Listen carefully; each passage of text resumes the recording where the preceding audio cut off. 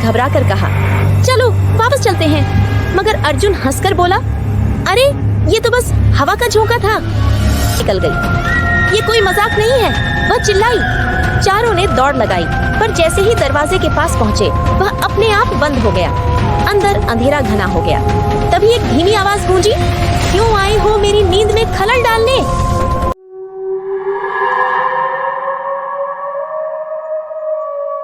काली हवेली गांव के बाहर एक पुरानी टूटी फूटी हवेली थी, जिसे लोग काली हवेली कहते थे। कहा जाता था कि वहाँ रात के समय अजीब अजीब आवाजें आती थीं, कभी बच्चों के रोने की, कभी किसी औरत के चीखने की। गांव वालों ने हवेली के पास जाना छोड़ दिया था, लेकिन एक दिन 4 दोस्त अर्जुन, विक्रम, सिम्मी और पूजा शर्त लगाने लगे कि जो भी हवेली में रात भर टिकेगा वही सबसे बहादुर कहलाएगा।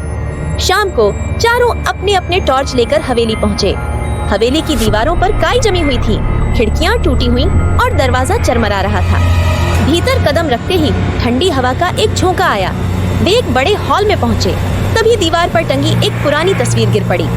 सिम्मी ने घबरा कर कहा, चलो वापस चलते हैं। मगर अर्जुन हंसकर बोला, अरे ये तो बस हवा का झोंका था। रात गहराती गई।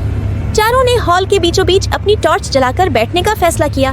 तभी एक कोने से किसी के खींचने की आवाज आई, जैसे कोई जमीन पर कुछ भारी चीज घसीट रहा हो।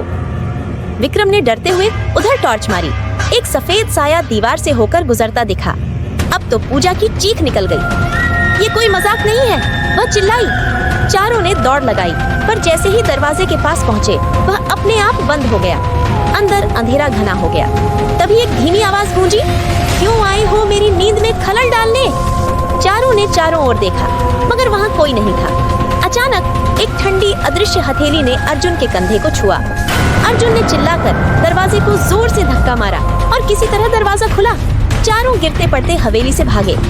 सुबह जब गांव के लोग इकट्ठा हुए तो हवेली के दरवाजे पर खून से लिखा एक वाक्य मिला, जो लौटे वो फिर कभी चैन से न सोएंगे।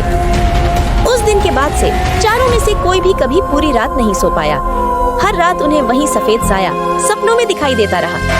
दिन बीतते गए, लेकिन अर्जुन, विक्रम, सिम्मी और पूजा की हालत और भी बिगड़ने लगी। नींद में बड़बड़ाना, अचानक चीखकर उठना, रातों को खुद ब खुद चल पड़ना, यह सब आम हो गया था। एक दिन पूजा की माँ ने उसे बेसुध पाया। उसकी हथेली पर खून से वही शब्द उकेरे थे, लौटो। डरे हुए चारों दोस्त एक साधु के पास पहुँचे। साधु ने गहरी आंखों से उन्हें घूरते हुए कहा, जिसे जगाया है उसे वापस सुलाना पड़ेगा उसी हवेली में। अब उनके पास एक ही रास्ता था, फिर से काली हवेली में जाना। इस बार उस आत्मा से सामना करने के लिए। क्या वे काली हवेली में वापस जाएंगे?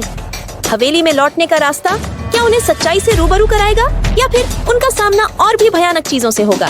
जानने के लिए देखिए अगला भाग।